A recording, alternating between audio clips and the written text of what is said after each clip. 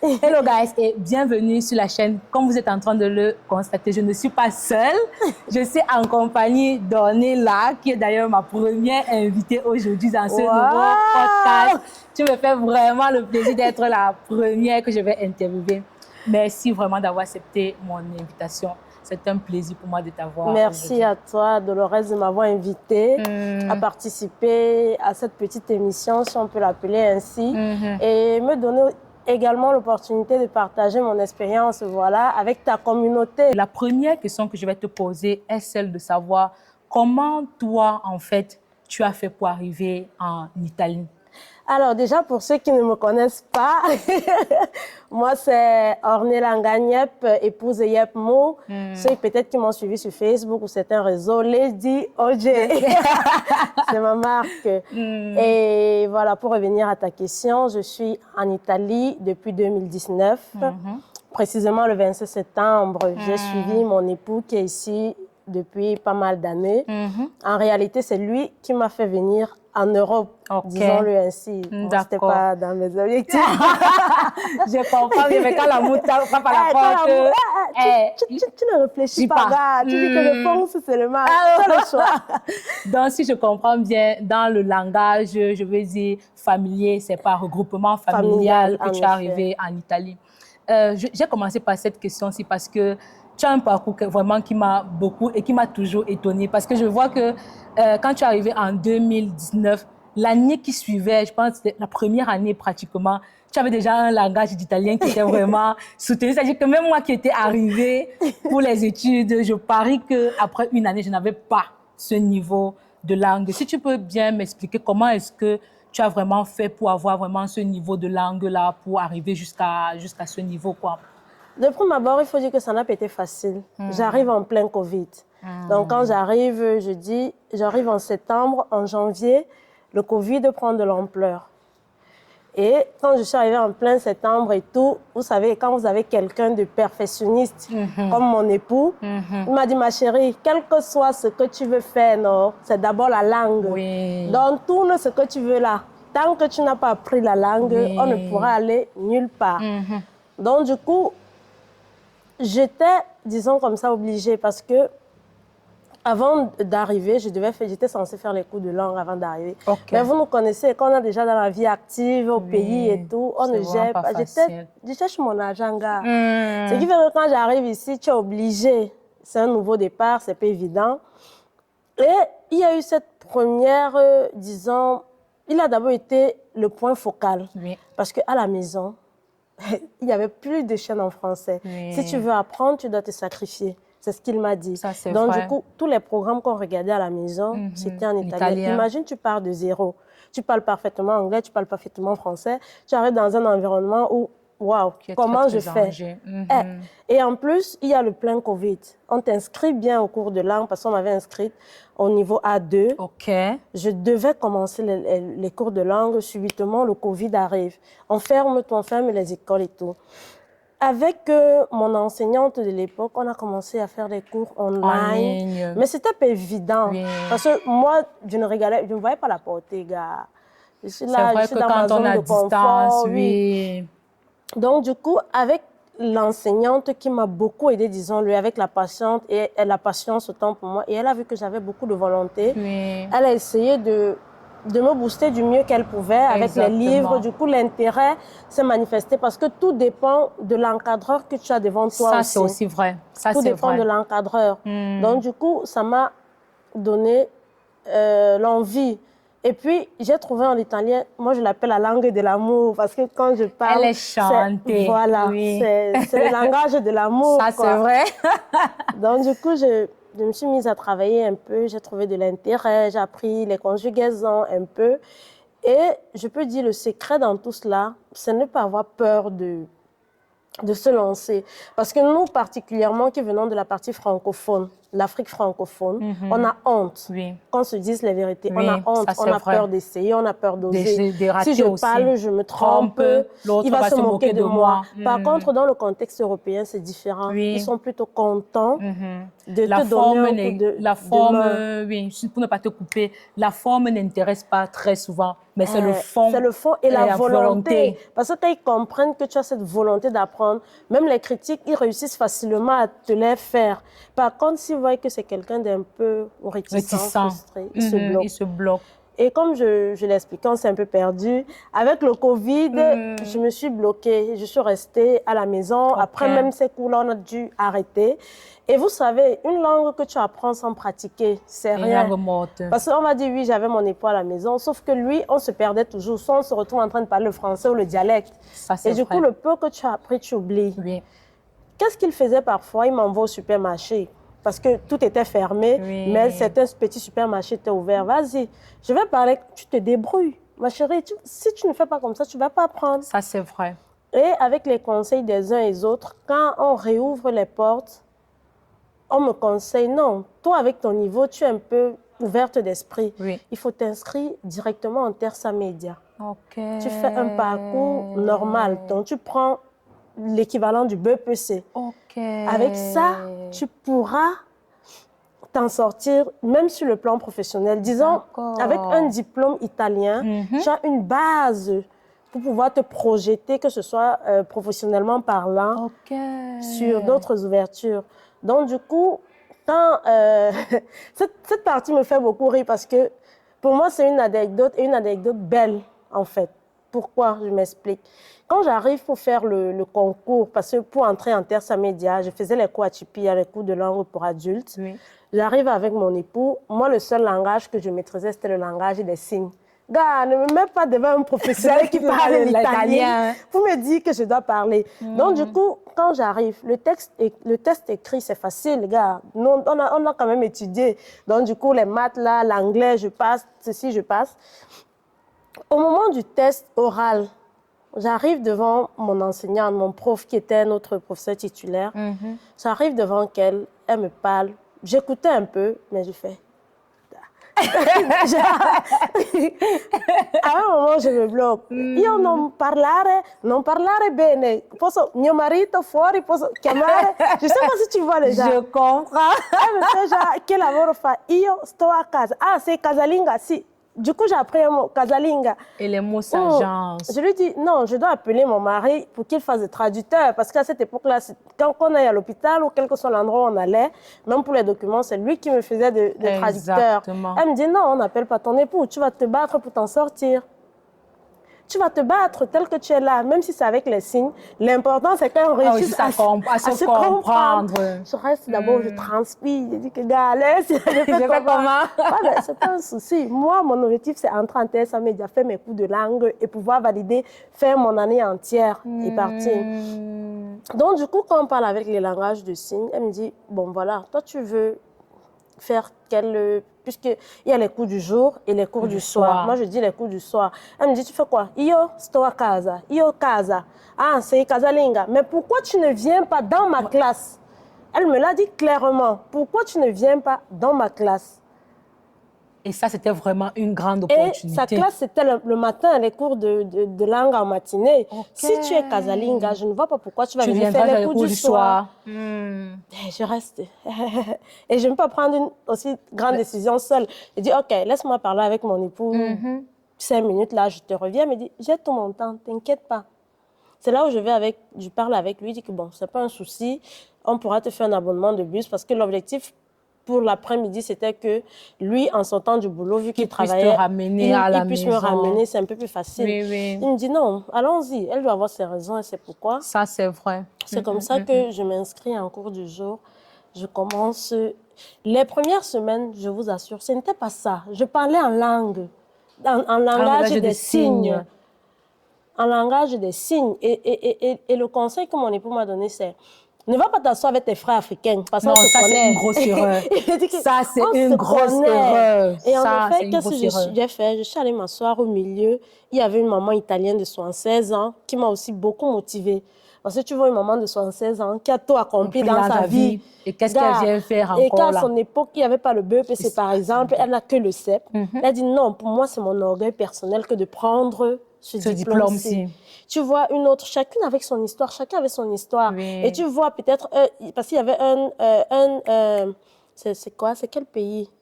Je ne sais pas, c'est toujours les Pakistanais et autres là, mais ce n'est pas le Pakistan, j'oublie l'Afghanistan, qui était doué. Pour moi, il était doué. J'ai dit, celui-ci, il fait quoi ici? Donc, du coup, après, ça me challenge. Lui, il parlait déjà italien parce que lui, tu sais, quand tu as la volonté, il travaille déjà. Oui. Et j'étais là, pratiquement, presque la seule qui ne travaillait pas. Et tu te retrouves avec des gens, par exemple, nos frères nigériens et ghanéens, quand tu parles avec eux, ils sont là juste pour faire les coups de langue. Parce qu'il a l'objectif de travailler ou de pas. Excuse-moi, pas l'objectif de travailler. L'État italien a mis cette loi-là, vu que beaucoup venaient, n'apprenaient pas la langue, que pour renouveler tes documents après un certain temps, tu dois présenter le diplôme de langue. Donc, à chaque fois, c'est problème. OK. Donc, après la première semaine, je me suis battue, j'essayais avec les livres, les bords, j'essayais de lire, la maestre qui m'aidait. Du coup, on s'est liés d'amitié, elle m'aidait énormément. Après 3 semaines, je ne sais pas comment ça s'est passé, je deviens déléguée de la classe. Déléguée comment? Déléguée comment de l'école? Le délégué de la classe. Comment pour être déléguée? J'ai fait comment pour être déléguée? Je pense que certainement en voyant aussi la volonté, le fait que tu sois toujours présente, le fait de voir le dynamisme, l'engagement, se dit, ça c'est un bon élément. Donnons-lui vraiment aussi l'opportunité de pouvoir se battre, quoi. Si tu le dis ainsi, parce qu'à la fin de l'année, je suis allée voir ma maîtresse, elle dit que, et je lui avais fait un mot, je l'ai encore à la maison, que aucune rencontre n'est anodine. Ça, c'est vrai. Et Dieu sait pourquoi il a voulu qu'on se rencontre de cette façon et que vous m'ayez impacté de cette façon-là. Parce qu'à la fin, notre classe, c'est quoi? On était un seul homme. Je ne sais pas si tu comprends. On avait créé une ambiance de familiarité. C'est vrai qu'il y avait nos rivalités et tout ça parce que chacun veut être le meilleur. Ça, c'est vrai. Mais il y avait cette familiarité-là. Par exemple, la maman de 76 ans, le jour de son anniversaire, que je peux oublier la date, c'est le 23 décembre. C'était le 23 novembre. À l'unanimité, on lui a fait un cadeau. À l'unanimité, toute la classe à Coutizan lui a fait un cadeau. Et elle était très heureuse. C'est comme ça que la familiarité, les anniversaires, on célébrait et tout, l'esprit d'équipe. Et tu connais mon côté africain. Quand l'été a commencé avec mes tenues, j'étais la star. La star de la classe. Et puis après son anniversaire, en fin décembre, début janvier, elle perd son époux. Donc du coup, autant d'événements qui nous ont fait comprendre que on n'est pas là que pour étudier. On a des valeurs qu'on partage. Oui, ça c'est vrai. Donc les funérailles, on l'a assisté pendant qu'elle manquait, les messages qu'on n'envoyait pas la prof pour lui envoyer à la fin d'année, même quand les professeurs devaient partir, on a fait des cadeaux pour tous nos enseignants. Ils ne s'y attendaient pas. La maître m'a dit, depuis que j'enseigne, je n'ai jamais eu une place. Donc, c'était tellement beau. Et à la fin, on était obligés, tu étais obligé de parler. Oui, parce que l'ambiance qui se crée parfois et le fait que tout le monde vraiment se parle aussi, à un certain moment, tu ne peux pas t'exclure de ce groupe-là. Surtout quand ce que tu as dit quelque chose vraiment de très important. Il y avait un esprit vraiment de familiarité qu'on avait réussi à créer dans la classe. Et sincèrement, ce n'est pas quelque chose qui est toujours facile et quelque chose qui se voit vraiment partout. Même à l'université, parfois, en tout cas moi, dans tout mon cursus universitaire, je n'ai presque jamais vu une classe qui était vraiment unie et d'équipe. Alors que c'est une force vraiment parce que ça permet de mieux t'intégrer et de mieux comprendre aussi le langage que les autres parlent. Moi, je dis, sans te couper, la langue, l'apprentissage de la langue, c'est le moteur de n'importe quelle intégration. Parce que si tu veux observer, comment tu fais pour t'exprimer si tu ne parviens pas à parler le langage des autres? Comment tu fais? Si tu ne t'exprimes pas, quelle est la conséquence la plus directe? C'est que tu n'arrives pas à comprendre les autres. Tu n'arrives peut-être pas à toucher les opportunités que la vie va certainement t'offrir. Tu peux même comprendre. Tu peux même ne pas toucher les opportunités. Mais il y a un facteur primordial. Quand tu ne parviens pas à te faire comprendre, tu t'énerves. Je ne sais pas si on se comprend. Oui. Il faut observer, quand tu vas dans les bureaux, ceux qui font le plus de casinos, comme on dit, ceux qui créent le plus de problèmes, quand tu vas regarder dans le fond, c'est parce qu'il ne parvient pas à exprimer son point de vue. Si tu ne parviens pas à t'exprimer, comment tu te fais comprendre? Comment tu te fais comprendre? Ouais, ça c'est vrai. Et sur le plan professionnel aujourd'hui, je le remarque. Et parfois, je me dis au milieu de tout ça, ma mission c'est quoi? Si je suis ici, ce n'est pas anodin. Ma mission ici, il faut que je trouve quelle est ma mission. La raison pour laquelle je suis Tu te là. retrouves avec des collègues où c'est toi qui dois lui dire le contenu de son contrat. Et ça, c'est problématique. Que senso a? Et ça, c'est problématique d'arriver au niveau où tu ne sais vraiment pas ce qui est à l'intérieur. Parce que, comme tu disais, apprendre la langue même pour s'intégrer, ce n'est pas seulement connaître le A, B, C, D. C'est aussi apprendre aussi à comprendre aussi le fond de la pensée de ce que l'autre dit. Or, le fond de la pensée de ce que l'autre dit, comme tu t'es en train de dire, où tu es dans une équipe intégrée quelque part, où tu entends le fond de ça, où tu restes superficiel et tu crois que c'est seulement une enveloppe en fait à l'extérieur que tu vois en fait. Ou alors tu penses que tout le monde t'en veut. Ou alors tout le monde t'en veut. Et l'argument qui vient après tout ça, c'est quoi? Ils sont racistes. Ils sont racistes. Moi, je n'aime pas cette parole. Quand on va m'excuser, on va dire que c'est vrai, moi, j'ai déjà fait face au racisme parce que ces personnes-là existent. Oui. Mais pour le peu que, parce que tu ne parviens pas à te défendre, tu ne parviens pas à t'exprimer, tu traites quelqu'un de raciste, sbagliato. Sbagliato, quel est vero? Sbagliatissimo. Je dis, je le vis tous les jours sur le plan professionnel. J'ai des collègues, on parle anglais. J'en ai qui parlent français. On va s'exprimer. Mais quand il faut se défendre par rapport à une situation, tu as manqué le travail, tu as des soucis avec un responsable, il faut te défendre, tu ne parviens pas, il faut toujours un interprète à côté. Et ça, c'est vraiment, c'est ennuyeux. Tu as fait tes heures, on ne t'a pas payé ces heures, tu ne peux pas revendiquer parce que tu n'arrives pas à t'exprimer et qu'on puisse te comprendre. Et après, on va dire qu'on nous exploite. Pourquoi on nous exploite? Parce qu'on ne se donne pas les moyens, on ne se donne pas les bases solides pour pouvoir se projeter sur le long terme. Parce que quand on vient, c'est quoi? Moi, je viens me chercher. Je viens pour me faire de l'argent et probablement rentrer. Mais qu'est-ce que cela implique, ta recherche de l'argent? Qu'est-ce que cela implique dans le fond? Ça implique des sacrifices. Oui. Ce n'est la langue de personne. Oui, ça c'est vrai. Ou alors tu vas en France. Oui. Ou alors tu vas en Belgique, je dis n'importe quoi. Ou tu vas chez les anglo-saxons. Mais si tu as dit, je me retrouve en Italie, la première base pour pouvoir t'imposer dans cette Italie, c'est parler l'italien. Sinon, come fai? E poi gli altri ti prendono pure in giro. In giro. È vero. Et moi, on me connaît. Moi, je ne parle pas beaucoup, même sur le plan professionnel. Mais quand j'ouvre... Attention, celle-ci, elle a quelque chose dans la tête. Oui, ça, ce que tu dis est vrai. Parce qu'il y a même les situations dans lesquelles où tu te retrouves parfois, la femme ou la dame qui t'accueille, ou le monsieur qui t'accueille, qui te dit « Ma parle italien, non ?» Non. C'est une façon... Et moi, si c'est pour payer la bolette, je ne lui dis pas que je parle italien. Il dit que non, je ne voudrais pas payer la bolette. Ah, si, ok. Avec vraiment... Parce qu'il se dit, bon, parfois, ce n'est pas avec c'est un préjugé, oui, mais pas très malsain, en fait. Mais et bon. moi, généralement, je réponds de façon ironique. Quand je finis ce que j'ai fait et la conversation, io non parlare italiano. Moi, je dis, io non capire italiano. Et tu vois, après, la personne se sent mal. Mal, oui. Parce qu'il t'a jugé trop vite. Et c'est parce qu'il y a eu un ensemble d'éléments qui ont permis à ce qu'on arrive là. Ça, c'est vrai. Si nos frères s'étaient démarqués, parce que quand on voit l'Africain, généralement, c'est ça. Pas plus tard qu'il y a 2 jours, on a une altercation comme ça. Quelqu'un, parce qu'elle pense que l'Africain d'office, lui, ne parle pas, il ne peut pas s'exprimer, il ne comprend même pas. Oh, elle a dit quelque chose de déplacé et tout. Tout calmement, on l'a raisonné. Oui. Et elle avait honte. Ça, c'est vrai. Elle a replié, elle n'a plus mis un mot. Et elle s'est tournée, elle est partie.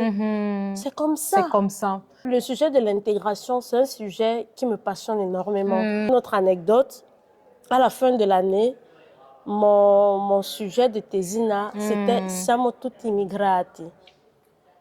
qui sonne fort, ça. Nous sommes tous des immigrés. Pourquoi je dis nous sommes tous des immigrés? Partant du sujet du racisme et tout ce que l'on vit dans le monde. Quand je dis nous sommes tous immigrés, qu'est-ce que cela implique? Celui qui quitte du sud de l'Italie, vers le nord pour se chercher, c'est un immigré. Oui. Peut-être qu'il s'ignore. Oui. Toi qui es né dans une famille, dans un cursus, tu as fait la maternelle, tu es allé au primaire. C'est une migration. Ça, c'est vrai. De l'école primaire pour le collège ou le lycée, c'est une autre migration qui implique des changements et des concessions avec l'intégration qui va avec. Oui. La période de l'adolescence, c'est un autre parcours migratoire. Donc, quand quelqu'un, moi, me dit souvent, voi immigrati, je dis c'est ignorante. Et je réponds généralement, l'ignorance c'est una brutta malattia. Parce que si tu rentres dans ton fort intérieur, tu vas te rendre compte que toute notre vie, tout notre parcours, c'est un parcours d'immigration. Nous sommes partis de quelque part pour arriver aussi quand quelque tu finis part. À l'université, par exemple, la bourse est finie, ton parcours est fini, tu dois déjà réfléchir comment vivre seul, comment trouver le stage. C'est un parcours, c'est une migration vers quelque chose. Immigration signifie quoi? Migrer vers. Donc, quand tu passes d'un pas à l'autre, c'est une migration que tu as fait. Et même dans le parcours de l'être humain, on te dit qu'il est né poussière. Après, il se forme dans le sein de sa mère. Après, il sort du sein. Il finit par ramper et il meurt. Il marche, il meurt. C'est une migration qui implique beaucoup de concessions, qui implique beaucoup de changements. Mais il faut une certaine maturité aussi pour savoir que... Pour se mettre à ce niveau et comprendre justement vraiment ce que ça veut dire. Et Matésina même, l'établissement avait retenu ça. Ils avaient pris ça pour que ça serve de modèle. C'est que comme tu dis, je n'ai pas le temps et tout. Ma professeure, elle, volontiers, elle voulait m'inviter pour ces classes à venir parler de mon expérience et même de ma thésine. C'est elle qui m'avait dit, ma chérie, il faut écrire le livre. Écris le livre, moi je viens corriger l'italien, là, il n'y a pas de souci. Donc même si demain je dois faire ce livre-là, elle doit m'aider. J'ai toujours son contact. Vous dites que vraiment... Vous dites que oui. Exactement. On avait pris, et de temps en temps, c'est projeté ici à Chipia pour enseigner les nouveaux élèves qui viennent. Parce que dans le parcours même de migration, je suis partie, moi qui suis Bamileke, j'ai parlé de notre histoire, nous les Bamileke. Exactement. Comment on a migré pour nous retrouver où nous sommes maintenant. Ça, c'est vrai. Donc, c'est pour ça que je dis que c'est un sujet passionnant pour moi. Ça m'inspire beaucoup. Avant de conclure vraiment cette interview, il y a quelque chose que je voulais faire vraiment passer à travers ton témoignage et quelque chose que j'ai beaucoup vu dans nos communautés, surtout les communautés africaines. Là, c'est pour m'adresser à nos tontons, là. Quand vous faites venir vos femmes du pays, il faut leur demander d'aller faire les cours de langue.